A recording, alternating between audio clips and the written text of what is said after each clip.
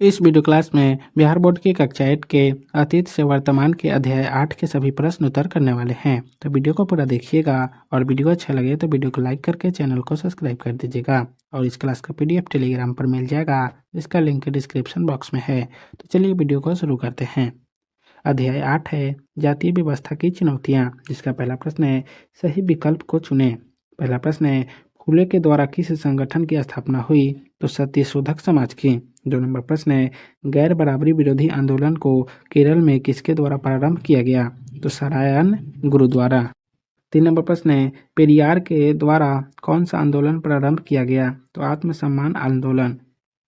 4 number प्रश्न है हरिजन सेवा संघ महात्मा गांधी के द्वारा किस वर्ष गठित किया गया? तो 1932 में। 5 नंबर प्रश्न है बाबा भीमराव अंबेडकर के द्वारा किस वर्ष बहिष्कृत हितकारिणी सभा की स्थापना हुई? तो 1924 में। आइए विचार करें का पहला प्रश्न है ज्योतिराव फुले के मुख्य विचार क्या थे? तो इसका उत्तर होगा ज्योतिराव फुले जाति व्यवस्था को मनुष्यों की समानता के खिलाफ मानते थे। उन्होंने जाति व्यवस्था को पूरी तरह से नकार दिया। अछूत वर्ग के खिलाफ अमानवीय व्यवहार और उन्हें सामान्य मानव अधिकार से वंचित रखने की स्थिति ने फुले को जाति प्रथा का प्रबल विरोधी बना दिया था। असमानता के खिलाफ लोगों को जगाना ही उनका मूल उद्देश्य था। फुले का मानना था कि आर्य विदेशी हैं और भारत के मूल निवासियों को हराकर उन्हें निम्न मानने लगे हैं। उनके अनुसार यह धरती यहाँ के देशी लोगों की यानी कथित निम्न जाति के लोगों की है। 2 नंबर प्रश्न है वीरसेलिंगम के योगदान की चर्चा करें। तो इसका उत्तर होगा वीरसेलिंगम का पूरा नाम कुंडुकरी वीरसेलिंगम था। दक्षिण भारत में उन्होंने सामाजिक असमानता के विरोध में सशक्त आंदोलन चलाया। एक निर्धन परिवार में जन्मे स्कूल शिक्षक वीरसेलिंगम ने तेलुगु भाषा में कई लेख लिखे, जिसके लिए उन्हें आधुनिक तेलुगु गद्य साहित्य का जनक कहा जाता है। दक्षिण भारत में महिलाओं की स्थिति चिंताजनक थी, अतः इनके द्वारा महिला उत्थान के प्रति जागरूकता पैदा की गई।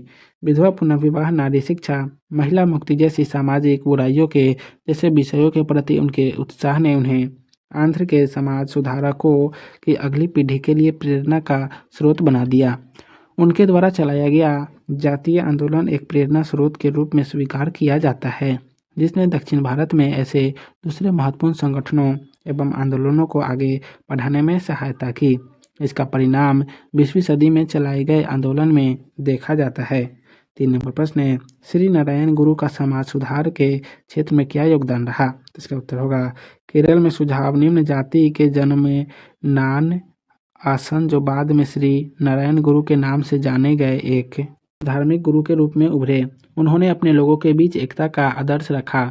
उन्होंने प्रेरणा दी कि उनके पंथ में जाति का भेदभाव नहीं होना चाहिए और सभी को एक गुरु में विश्वास रखना चाहिए।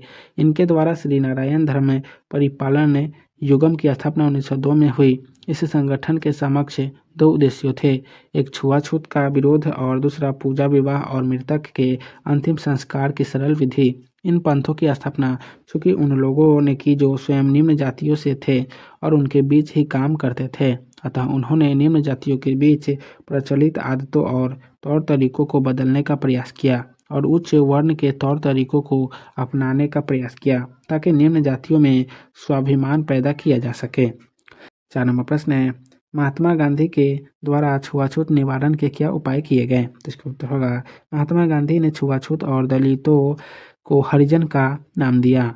इनका उत्थान गांधी जी का प्रमुख उद्देश्य था। उनके उद्धार के लिए गांधी जी के द्वारा अनेक रचनात्मक कार्यक्रम चलाए गए। इन प्रयासों से छुआछूत की प्रथा कमजोर पड़ी। 1932 में गांधी जी ने हरिजन सेवक संघ स्थापित किया, जो उन्हें चिकित्सा और तकनीक संबंधी जानकारी एवं सुविधा पहुंचा सके।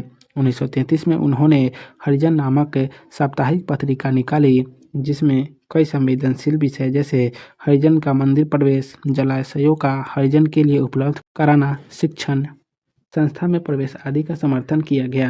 गांधी जी ने जाति प्रथा में सुधार के प्रयासों के साथ छुआछूत के विरोध, महिलाओं की स्थिति में सुधार और हिंदू मुस्लिम एकता को बढ़ाने के महत्वपूर्ण उपाय किए। 5 नंबर प्रश्न है, बाबा साहेब भीमराव अम्बेडकर ने जातीय भेदभाव को दूर करने के लिए किस तरह के प्रयास किए? तो इसका उत्तर होगा अम्बेडकर के द्वारा 1920 के दशक में एक प्रमुख आंदोलन प्रारंभ हुआ। इस आंदोलन को संगठित रूप देने के लिए 1924 में बहिष्कृत हितकारी सभा का गठन हुआ। 1927 में महान सत्याग्रह का आरंभ किया गया ताकि अछूतों के प्रति अपनाई गई भेदभाव की नीति को समाप्त किया जा सके।